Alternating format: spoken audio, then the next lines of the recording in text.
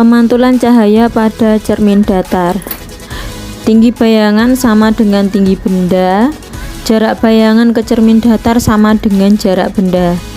Bayangan yang terbentuk bersifat semu atau maya, yaitu bayangan dapat dilihat dalam cermin, akan tetapi bayangan tersebut tidak dapat ditangkap oleh sebuah layar.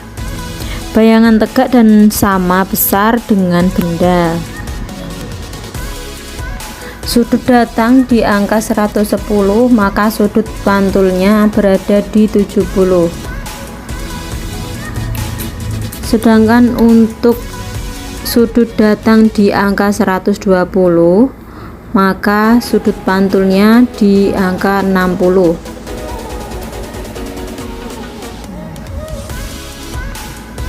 Sudut datang di angka 100, maka sudut pantulnya di angka 80.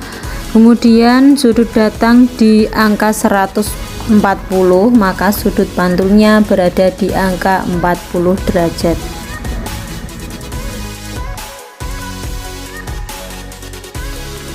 Selanjutnya praktikum pada lensa cembung. Sebelumnya kita ukur dulu jarak yang akan kita gunakan untuk mengukur pantulan lensa cembung. Posisi jarak benda terhadap lensa cembung akan berpengaruh terhadap jarak bayangan dan sifat bayangan.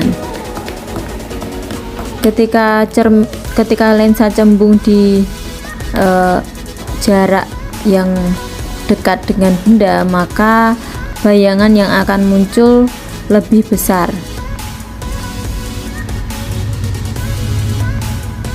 Untuk menemukan bayangan yang tepat pada lensa cembung ini, maka ditentukan dengan jarak yang berbeda-beda. Jarak yang lebih dekat dengan benda maka akan menimbulkan bayangan yang tepat. Bayangannya biasanya terbalik.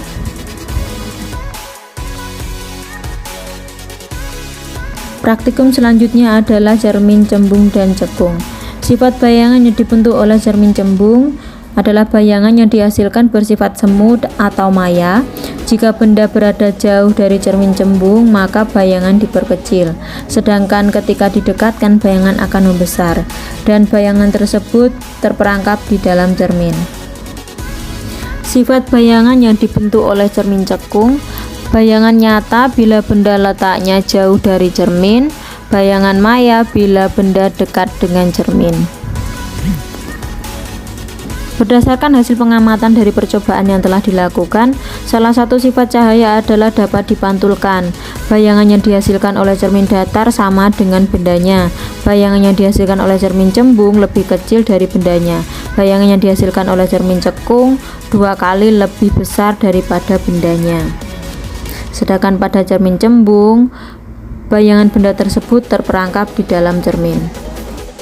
Untuk melakukan praktikum ini diperlukan dengan jarak yang berbeda-beda untuk menemukan bayangan yang tepat. Demikian praktikum dari kelompok 4 dan terima kasih.